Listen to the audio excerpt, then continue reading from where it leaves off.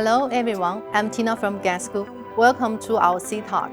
Today we are going to invite Dr. Thomas Ilawan, President and Chairman of the ETAS Board of Management, to join us in a conversation about the automotive software trends, ETAS products, and its Chinese business.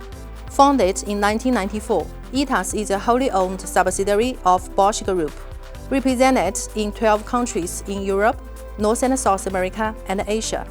ETAS product portfolio includes vehicle-based software, middleware, development tools, cloud-based operation services, cybersecurity solutions, and end-to-end engineering and consulting services for the realization of software-defined vehicles. With solutions for software development, operation, and cybersecurity, ETAS enables its customers to build the best software in and outside the vehicle. Could you give us a brief introduction about ETAS and its product portfolio? Yeah, sure.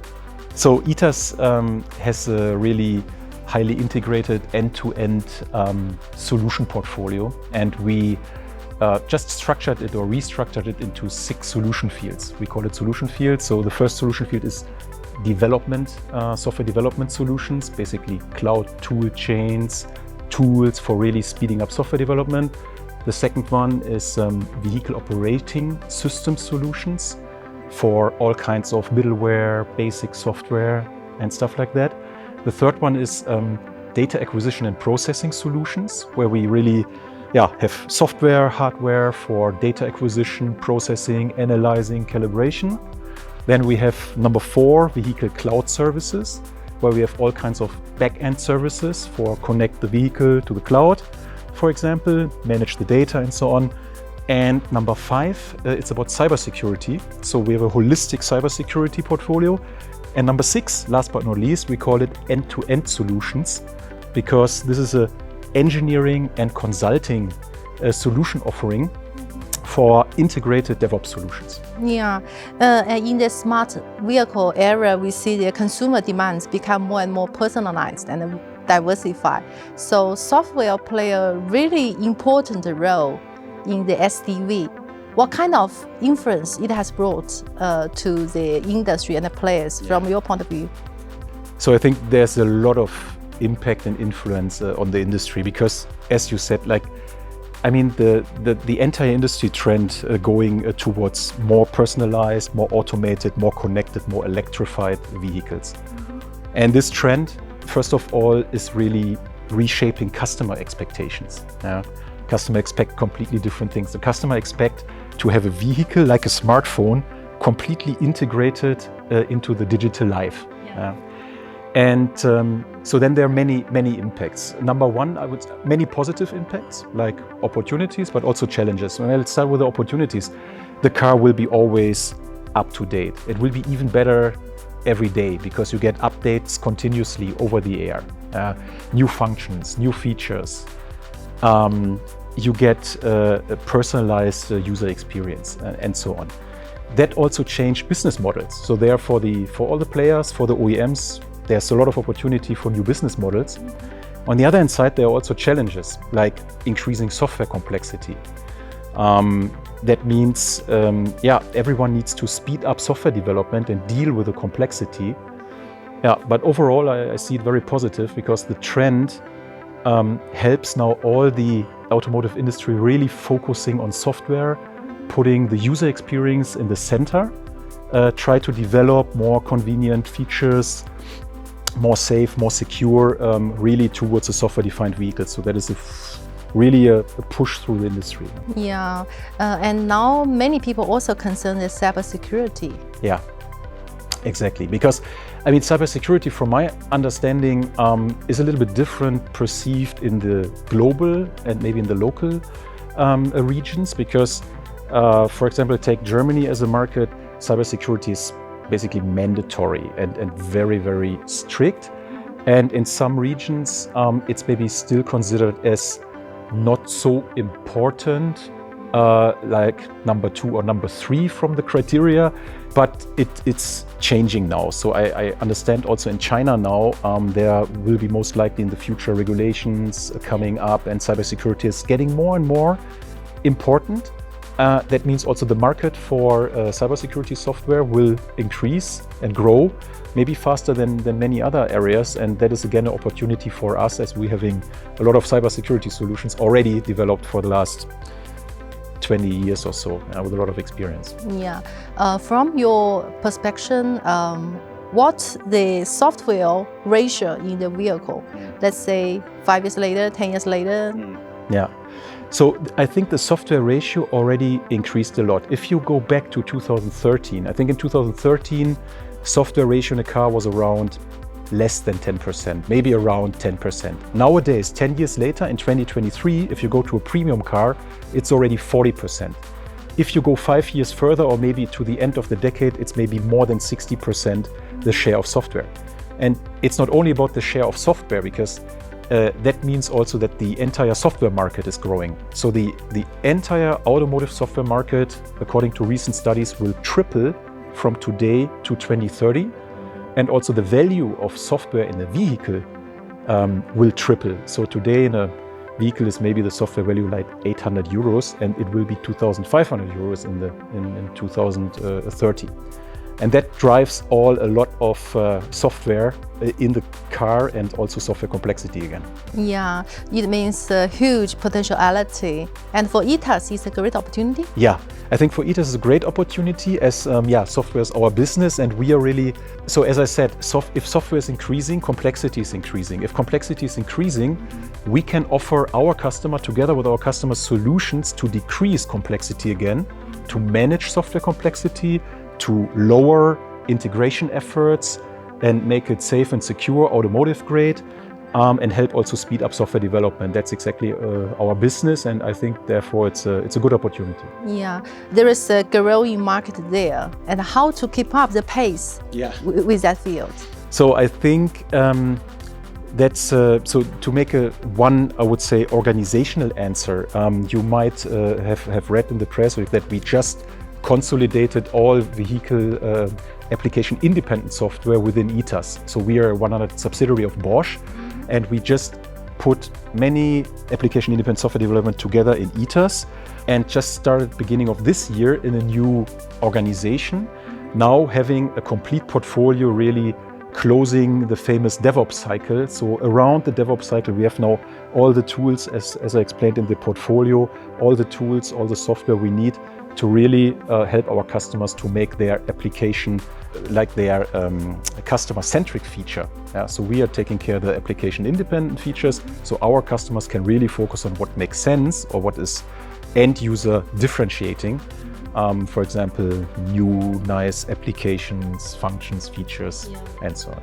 Yeah, and we also see a trend that decoupling software from hardware. So people talking more and more about the middleware. Yes. How about that trend, in your opinion? So that is exactly something maybe I forget to mention at the beginning. That is one of the impacts also to the earlier question, that hardware and software is not only decoupling more and more, but it's also the development speed is completely different for a hardware, which is still like you have longer development cycles, release cycles according to the V model, maybe 3 months, 6 months, a year. And software development now, digital stream, completely decoupled, you can do that fast and iterative. To do so, you need a middleware. So therefore, the middleware for me is one of the key elements in the software-defined vehicle, because it abstracts, on the one hand side, hardware from underlying software stacks.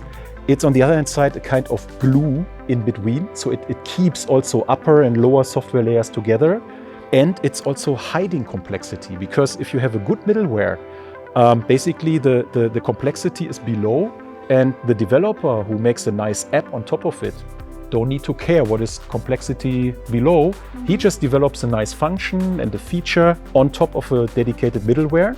And if you have this middleware in many other cars, also even across different brands or different hardware ECUs or vehicle computers, then it's very easy to port also a software function from the one architecture to the next one, from the one hardware to another one, from one car to the next. So you save cost because you reuse your software.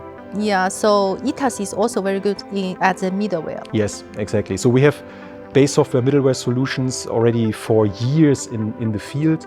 We're doing, for example, solutions, of course, for microprocessor-based, but also microcontroller-based ECUs.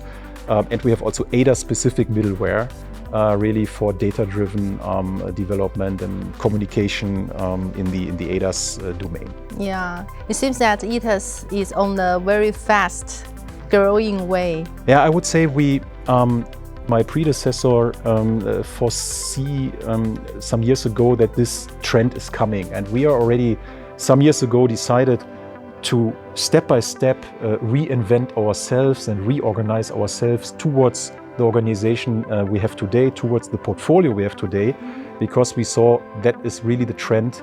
You need to be also fast. Otherwise, it will be gone before you can make business there. Yeah.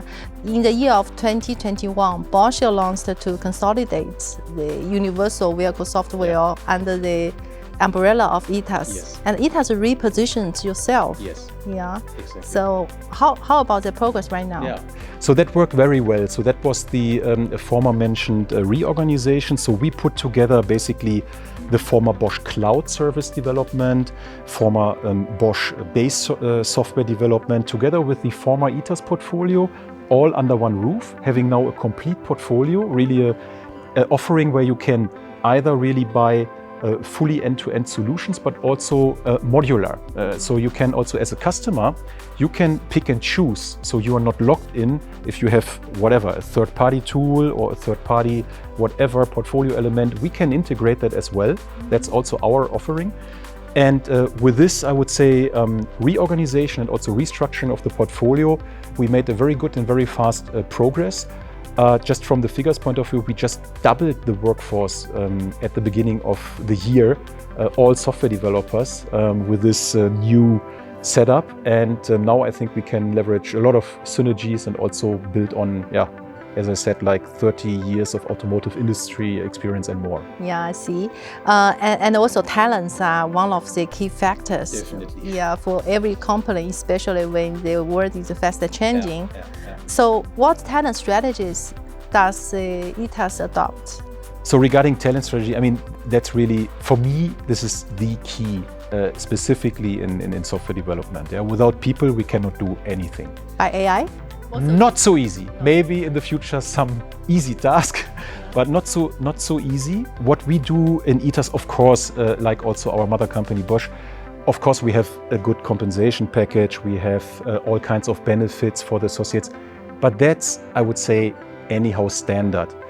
Let me highlight three things which are most important for me, or three categories for what we do for talent development, because it's like maybe from the famous book, you know, it's like purpose, mastery, and autonomy. Yeah.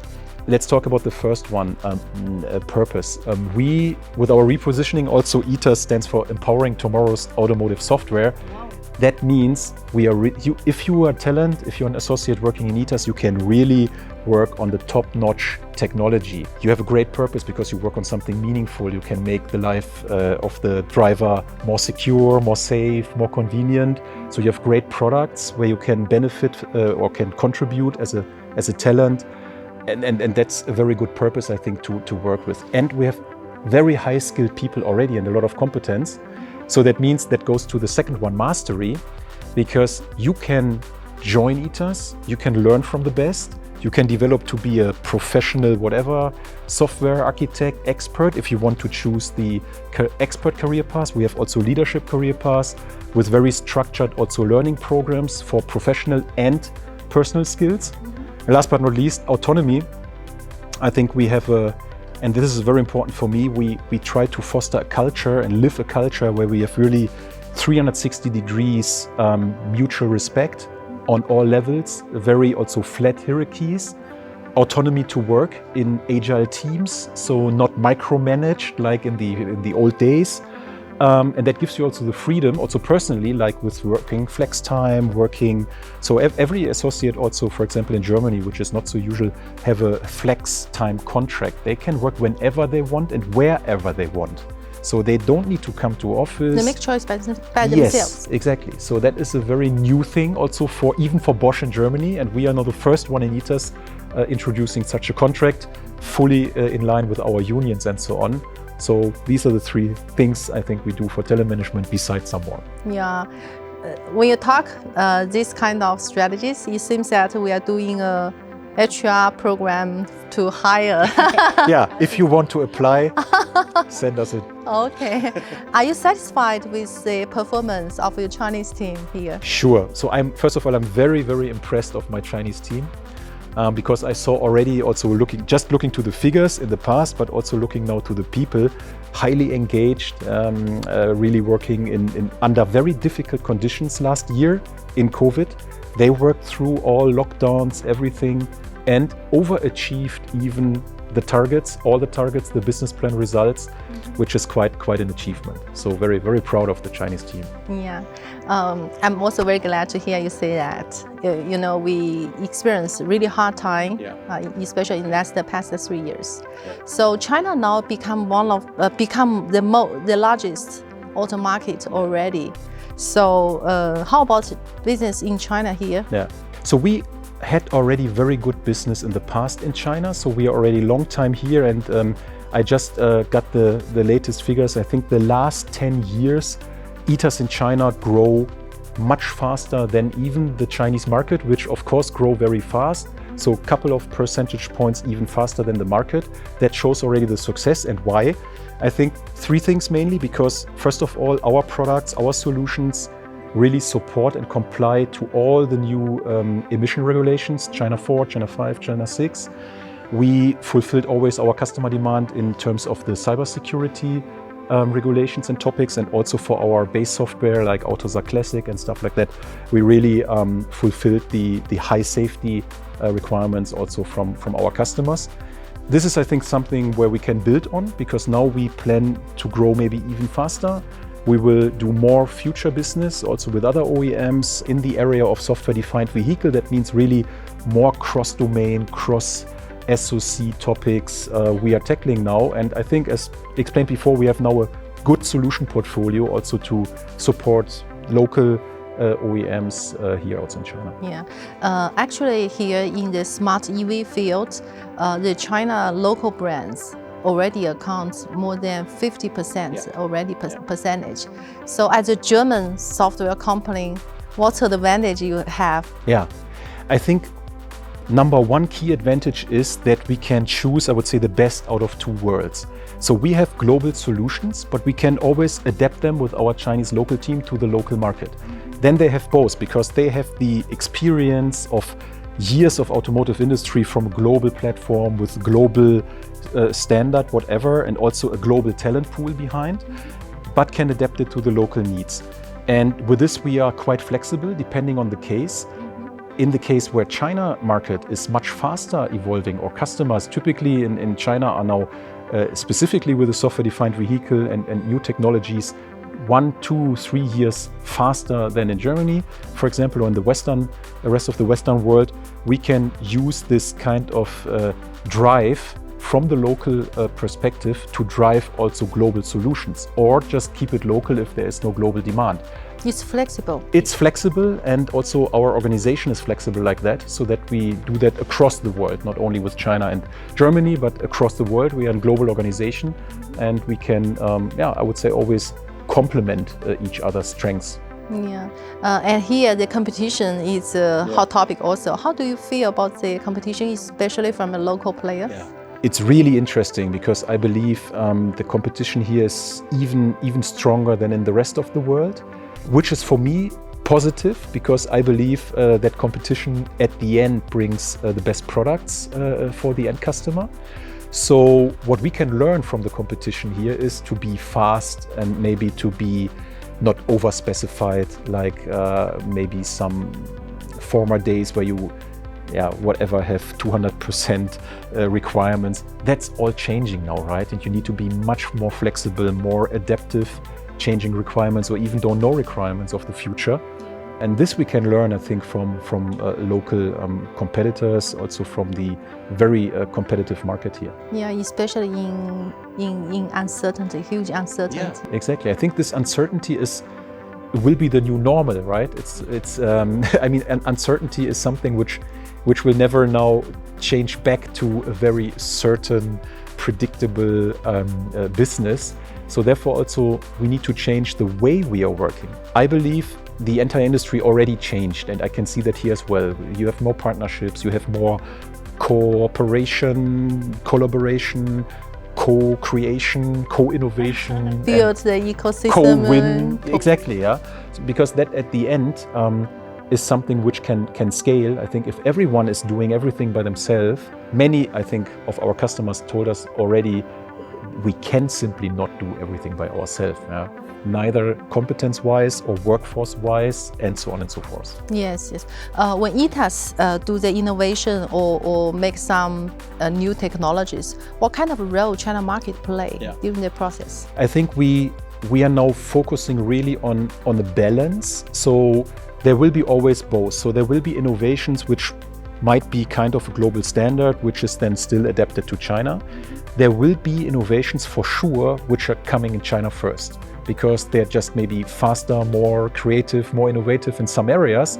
So then we have the flexibility to use here our China competence, China local development competence, to develop something maybe local for global even, or just local for local, because just faster. And that's also part of our strategy. So quite sure China, ETAS in China will play a more significant role in the future, more and more. Yeah. How about the localization? Yeah, localization is a topic we are discussing. It's part of our strategy. As I said, local competence and proximity to the customer, I think, is key. So therefore, it's clear that we need local development competence and local workforce close to the customers as well. Yeah. What's your expectation for the China market in the coming, let's say, 3 years? Yeah, China market will for sure, like if you look to the past, develop very, very fast, I think, faster than maybe the rest of the world. It's already the fastest developing automotive market, or the biggest automotive market.